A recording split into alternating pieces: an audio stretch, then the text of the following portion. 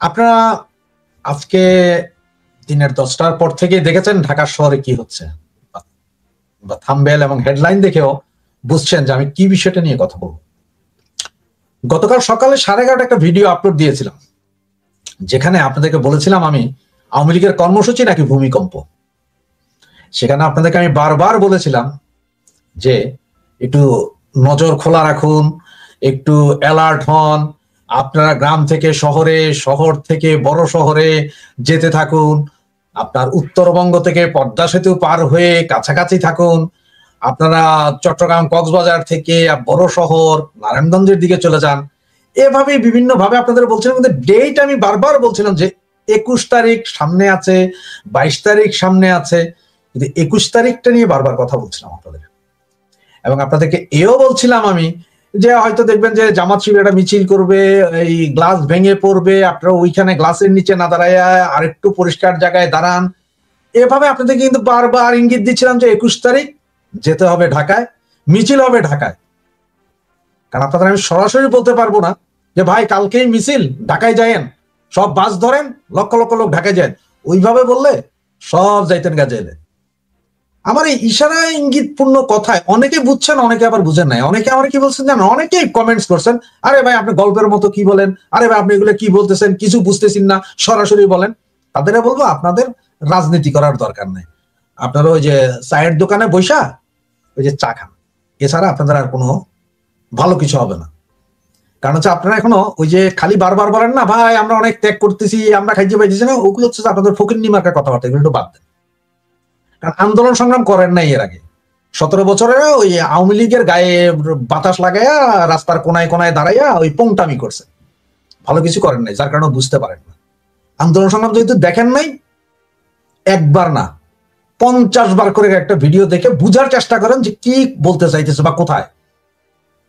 আমি তো গতকালকে সকালের ভিডিওতে আপনাদের বারবার বলছি যে ভাই আজকে আপনারা 12টার পর থেকে একটু অ্যালার্ট হন, একটু দেখেন। আপনাদের এইভাবে বলছি আমি যে আপনাদের যে হয়তো পুলিশ দৌড়াইতে পারে, যেহেতু আমি আবার একটা কথাও বলছি যে ঢাকা শহর ছাড়া অন্য কোথাও ভাই মিছিল মিটিং করে কাবু করা যাবে না।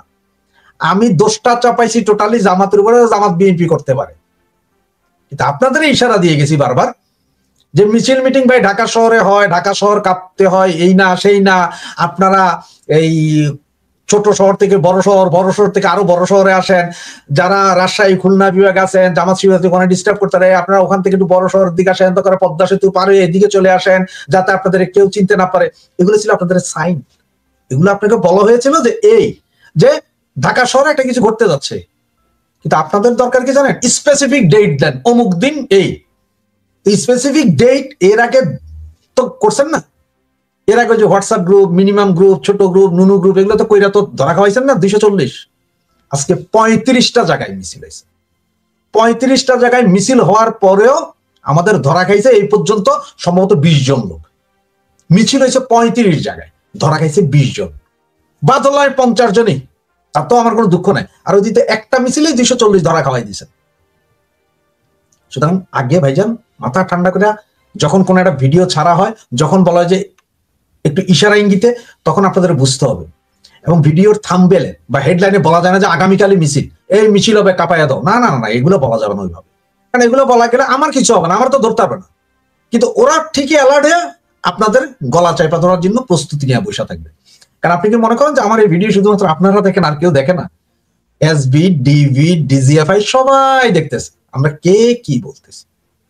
এবং আমার এই চ্যানেলটা অলরেডি আপনার সরকারের প্রোপাগান্ডা লিস্টে আছে, যে আমি আওয়ামী লীগের প্রোপাগান্ডা ছাড়াই 3 নম্বরে আছে এই চ্যানেল। সুতরাং আমি এমন কোন ওপেন বলতে পারি না আপনাদেরকে, ভিডিও বার্তা দিতে পারি না যাতে আমার ভাই আপনাদের ক্ষতি হয়। আমি চাই না আমার কোনো ছোট ভাই, বড় ভাই, কোনো ভাই বোন কারো ক্ষতি হোক, এটা আমি চাই না। যার কারণে ইশারা ইঙ্গিতে বলি যে এইটা হবে, এটা হইতে পারে, অমুকটা হইতে পারে, এভাবে বলি। এটা আপনাদের বুঝতে হবে যে স্পেসিফিক ডে।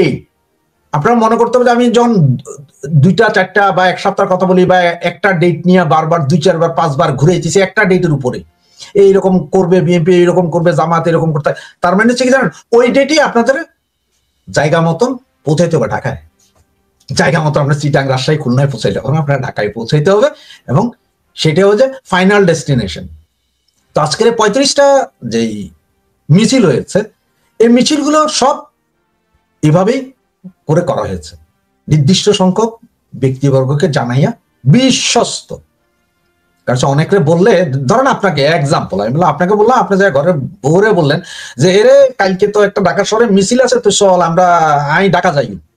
তা আপনার বউগুলিকে ফাঁসে ফাঁসার মহিলারা গুলো ভাবি শুনছেন নিয়ে, আমার জামাই তো কালকে ঢাকা যাবে, মিছিল আছে আওয়ামী লীগের, শেষ, ডট ডট মারা কমপ্লিট। এই জন্য এইভাবে করা হয়েছে।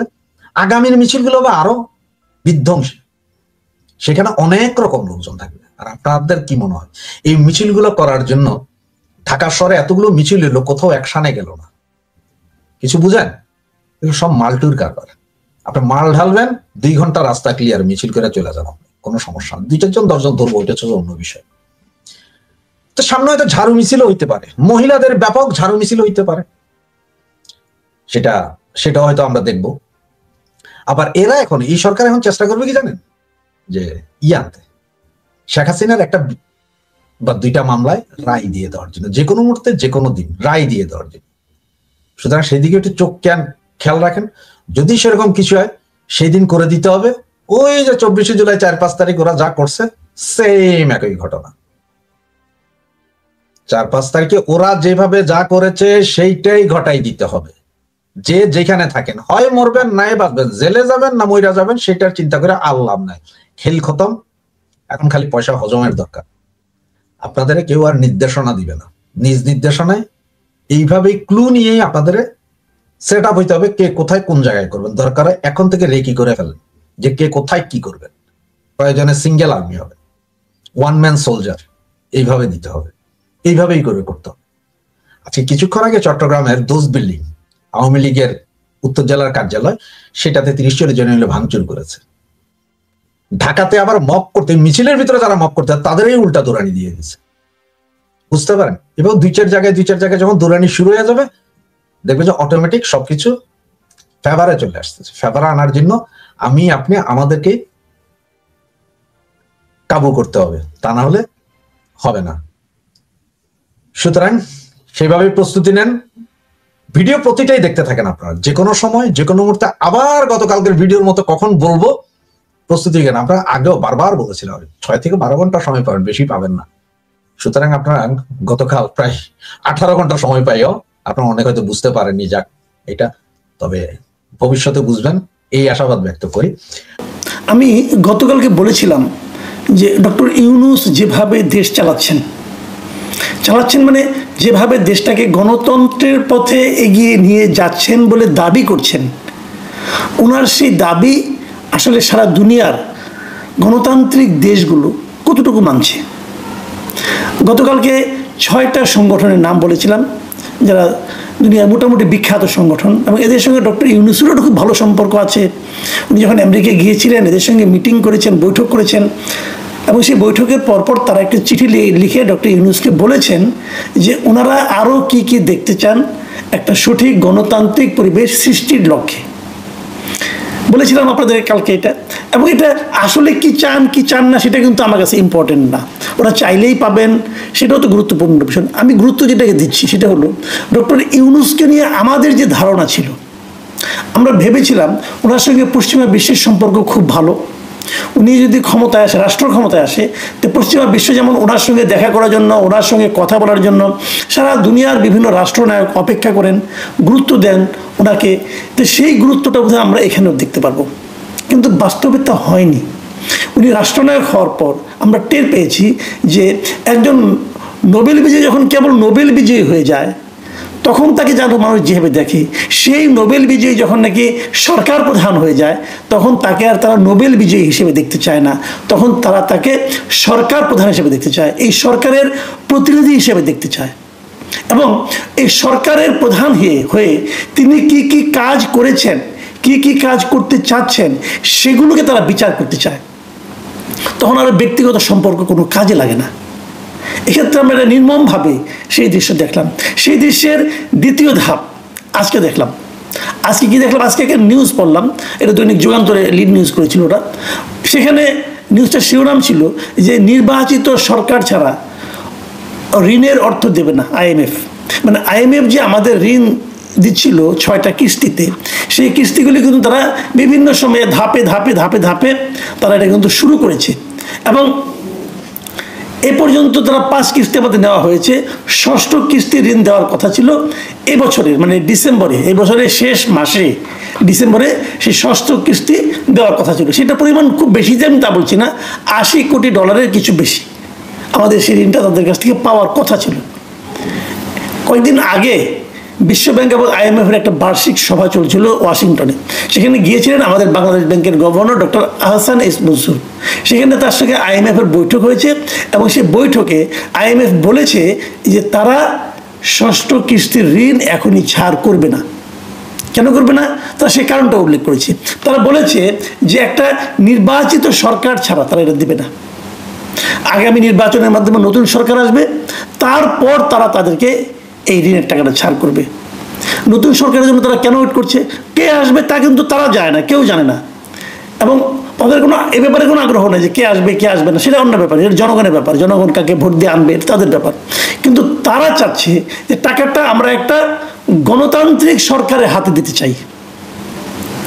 মানে এই সরকার নিজেদেরকে যতই বলুক, সরকারের প্রেস সেক্রেটারি একজন আছে না, উনি বলতেন না আমাদের সব কিছু করার ম্যান্ডেট আছে, বাট আপনাদের তো আইএমএফের ঋণ পাওয়ার ম্যান্ডেটই নাই। তো কি বলেন রে ভাই, আপনাদের কোনো ম্যান্ডেট নাই। দয়া করে, এতদিন কেউ আপনাদের কিছু বলেনি, এখন বলা শুরু হয়েছে, আরো বলতে থাকবে। একটা অনির্বাচিত সরকার, একটা অন্তর্বর্তীকালীন সরকার এত লম্বা সময় থাকে না রে ভাই, এটা কোথাও থাকে না। এটা থাকাটা ভদ্রতা নয়। আপনারা জোর করে আছেন, আপনাদের উপদেষ্টাদের মধ্যে লোভ ধরে গেছে যে আরো কত থাকা যায়। আসলে আইএমএফ এর কথায় আসি।